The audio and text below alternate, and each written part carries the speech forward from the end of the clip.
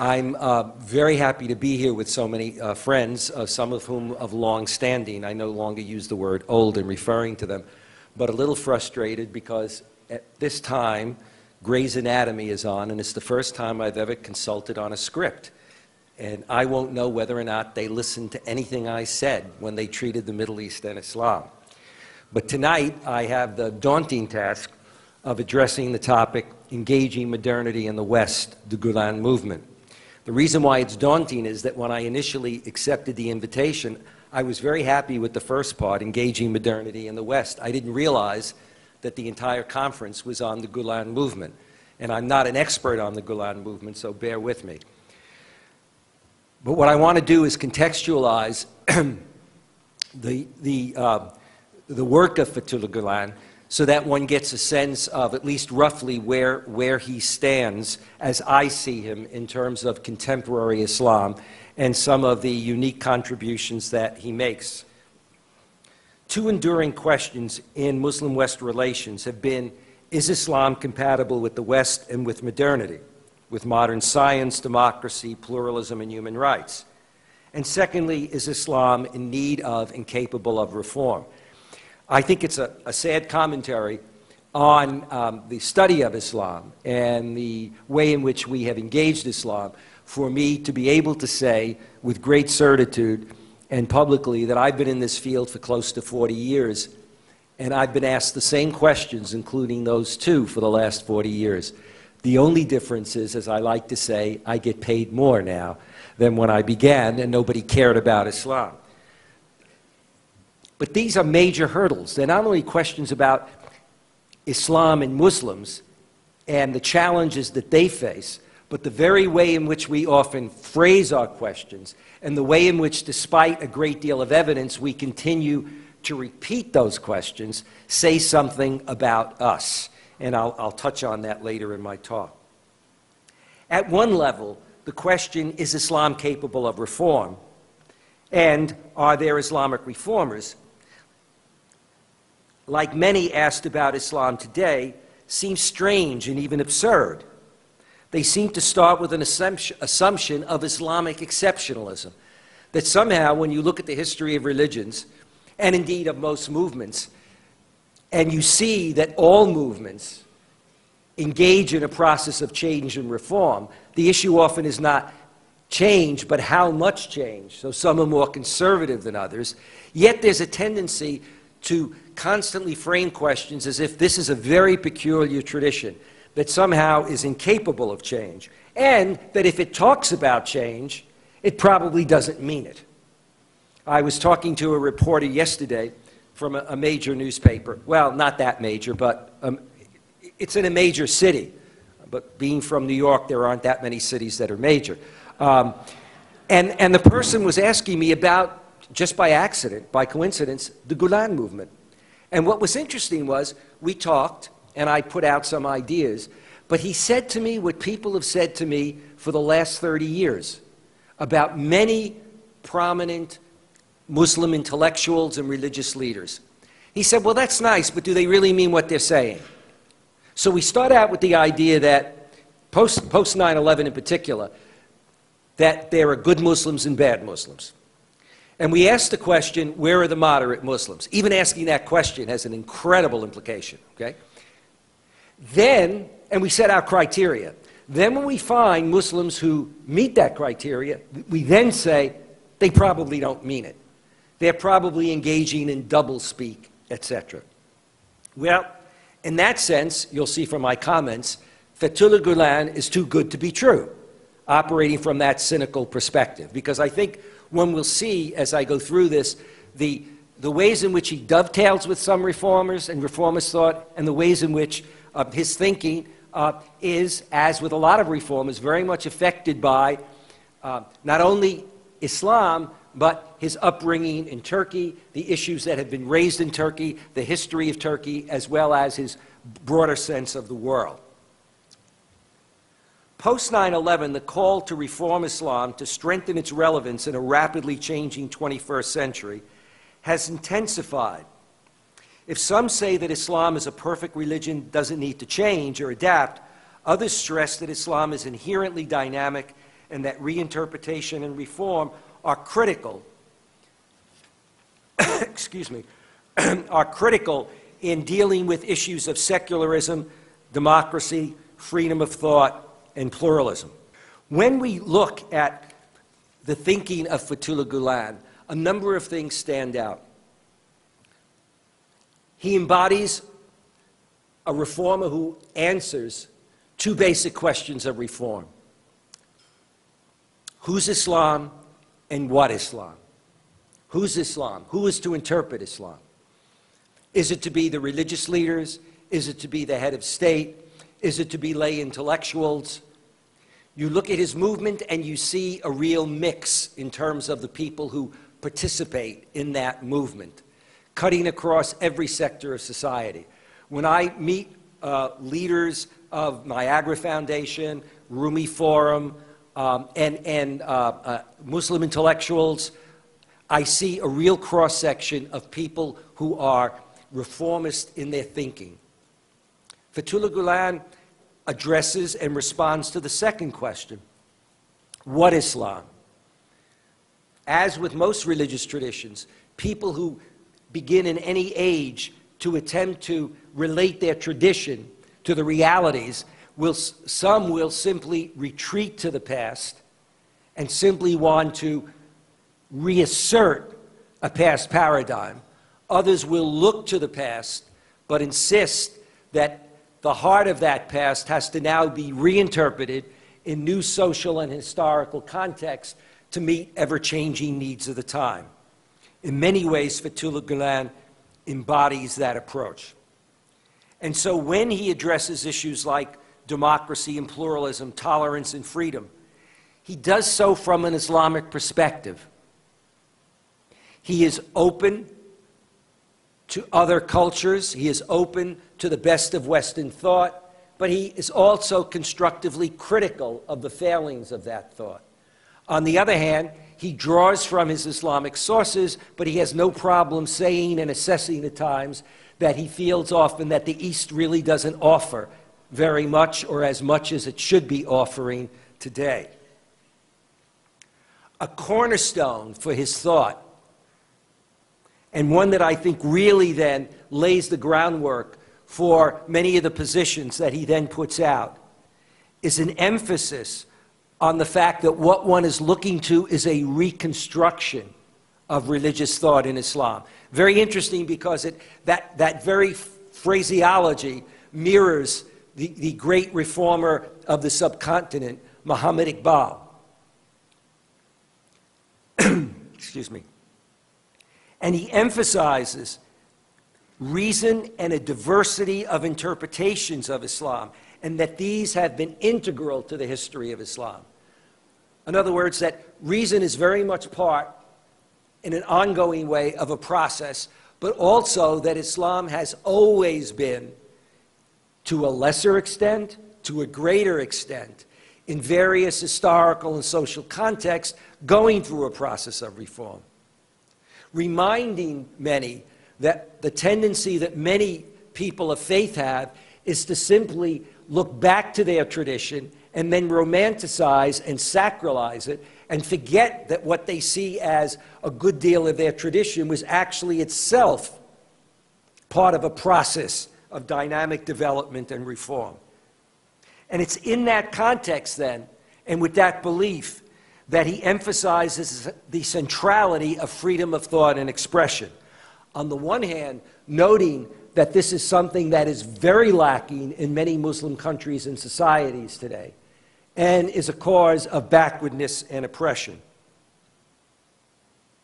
On the other hand, emphasizing that Islam and an Islamic society is one that is composed of conscious individuals equipped with free will who have a responsibility and an obligation for themselves and for others to engage in this process of change.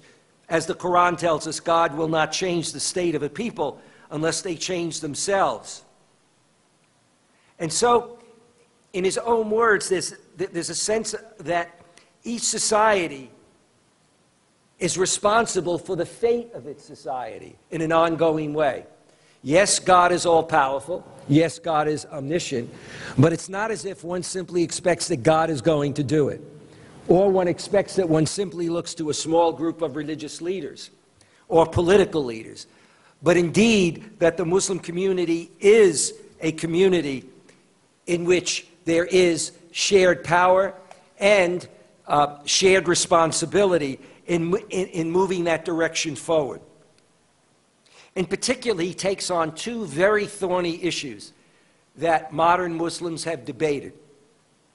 The question of divine and popular sovereignty. For many very conservative Muslims, there's a sense that, well, since God is the creator and just judge of the world, then we've got divine sovereignty and there should be no popular sovereignty. And then we have a variety of people, of course, who claim to be able to tell us exactly what God wants in terms of the form of government, in terms of gender attitudes, in terms of a whole host of attitudes. Then you have those that talk about popular sovereignty and say that popular sovereignty excludes any notion of divine sovereignty.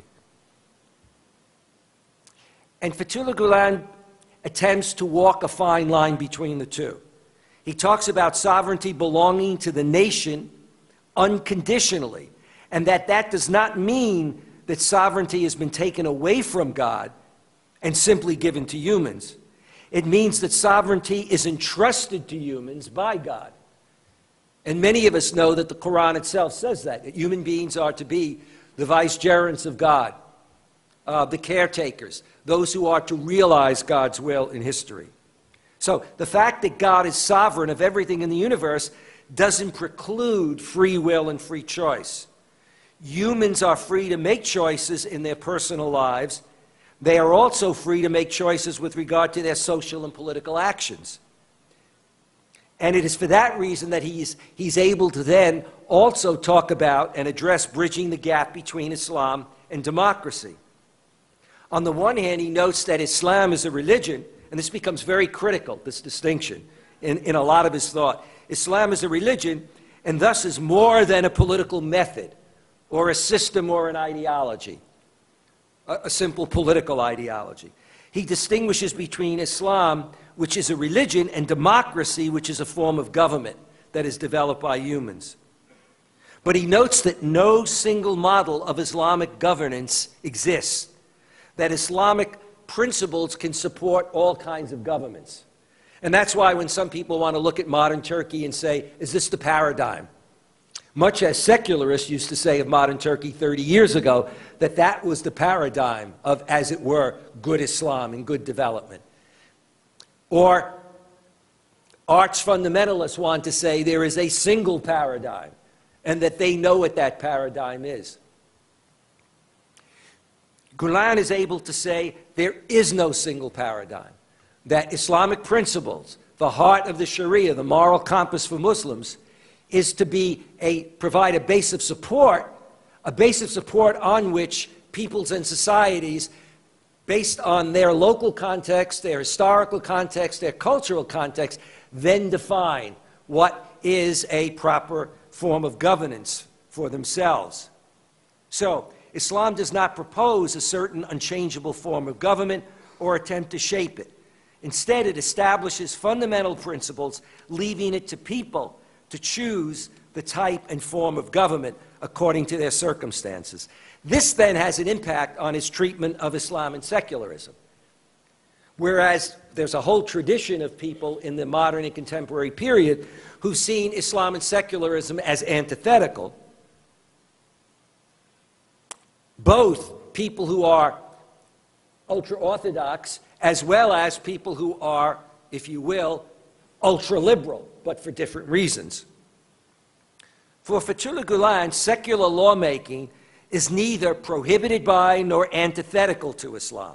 Therefore, having legislative and executive institutions is possible, and having these institutions make laws for the betterment of society is possible.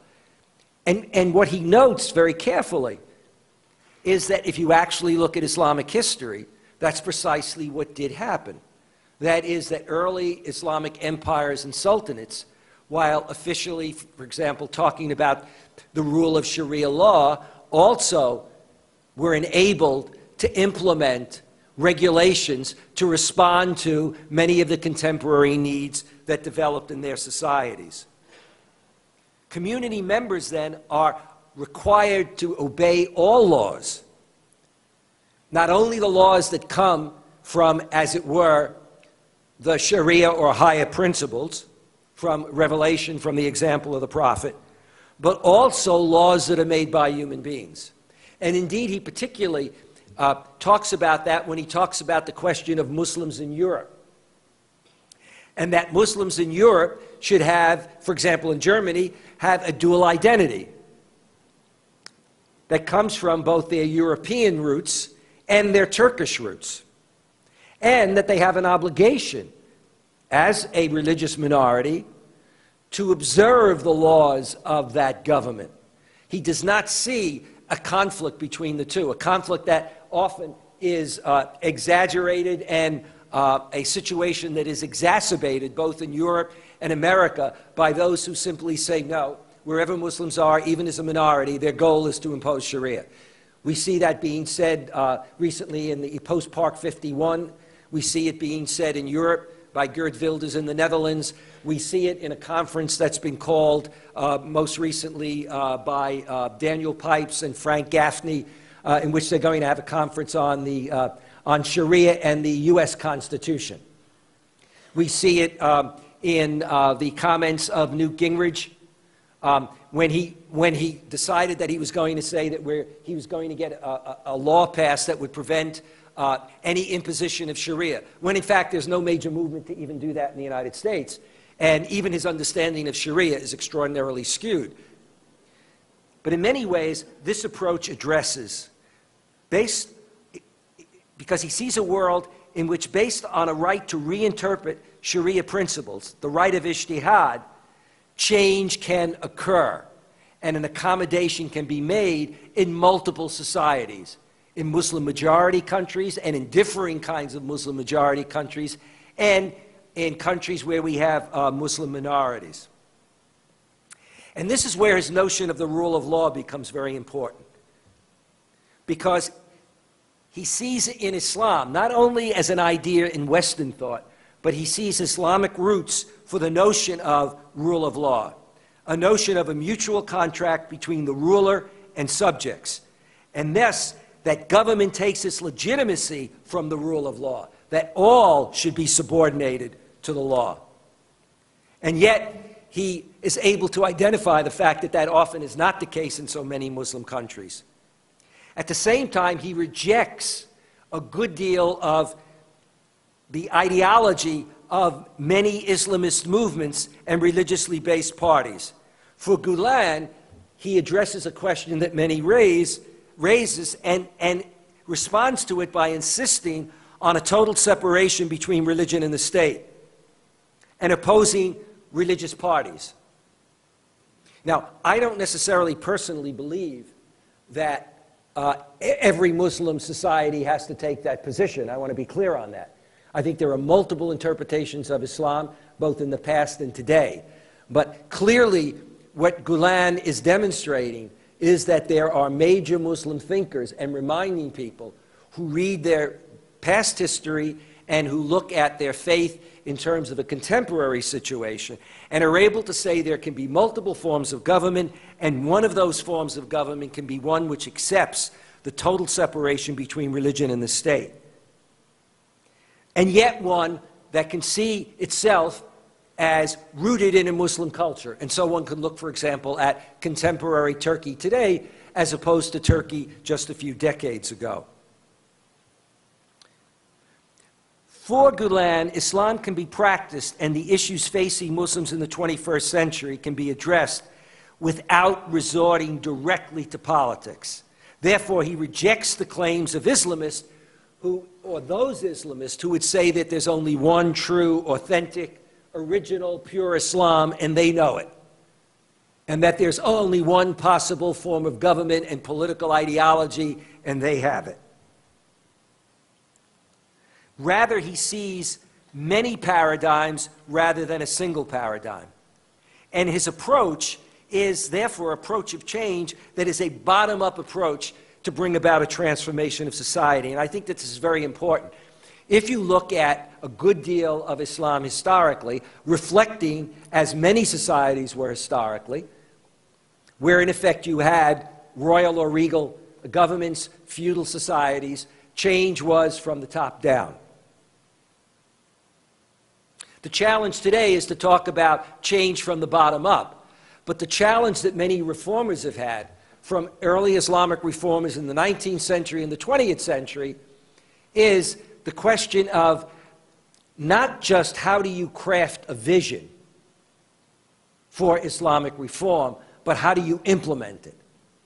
The failure of many of the Islamic modernist movements from the late 19th and into the first part of the 20th century was that there were many people who could provide an ideology for state and society, who could provide a new, if you will, theology for Islam in its engagement with modernity, but very few who took the time to realize that the challenge was, how do you implement it?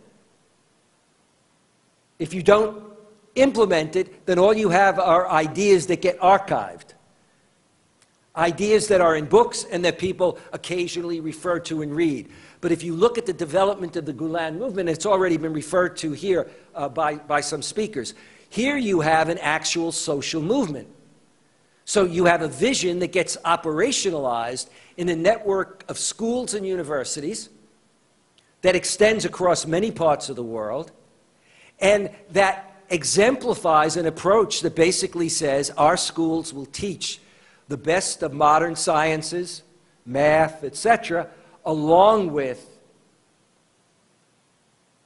a reformist understanding of religion and its relationship to, as it were, a world in which we have not one single model of modernity, which is, quote, Western and secular, but of multiple modernities. And a vision that gets implemented through things like Niagara Foundations and Rumi Forums that, again, in many parts of the world, bring not only this vision, but reach out and engage people of many faiths, people of many perspectives, politically, socially, etc., in order to be able to both grow, as it were, and extend that global Islamic vision, but also to be able to reach out to others in an inclusive way and epitomize and demonstrate the need to have a partnership, because you can only with a partnership really develop a world in which there is mutual understanding and respect.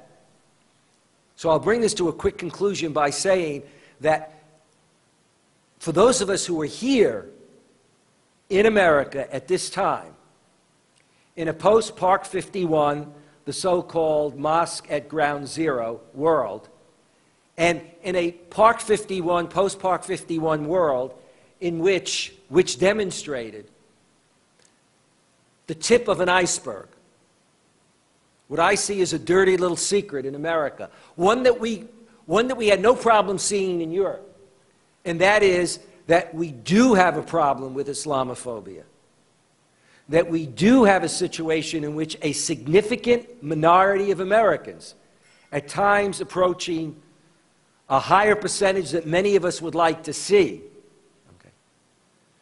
do subscribe to a worldview which discriminates and would discriminate against Islam and Muslims on the basis of religion and or race. And I think we saw that in the reaction that then was freed up across the country, when suddenly, right around that time, many who, in isolated ways, we've had these actions before, objections to mosques, but usually it was, well, there'll be traffic problems. Suddenly you had people who could take phrases like, we don't want a mosque because it will be a monument to terrorism. People who could object to having a mosque in their neighborhood, not because they were worried about some extremist, but because they believed that there was something inherent in the religion of Islam and in a significant number of Muslims. And indeed, our hard data demonstrates that now. 10 years ago, people could just say, well, that's what you think. If you look at Gallup polling, if you look at Pew polling, we have significant percentages of Americans who, A, when asked, what do you admire about Islam or Muslims, 57% say nothing or I don't know. Significant percentages of Americans who admit that their level of prejudice towards Muslims is twice their level of prejudice towards any other religion. Significant number of Americans who say that they don't believe Muslims can be loyal citizens. And it is indeed the reformist outlook of people like Gulen and others that becomes very important as a message to these voices of discrimination and hate, but also becomes very important as a message within the Muslim world.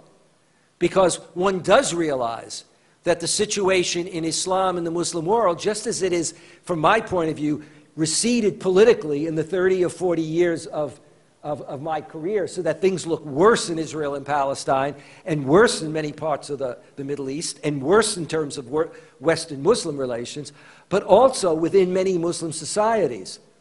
The rise of a kind of militant form of Islam, and also the swing back to a kind of ultra-orthodoxy, which also, by the way, that swing back also exists in contemporary Christianity and Hinduism today. But all of those forces are out there, and they underscore even more the importance of a reformer like Fethullah Gulen. Thank you.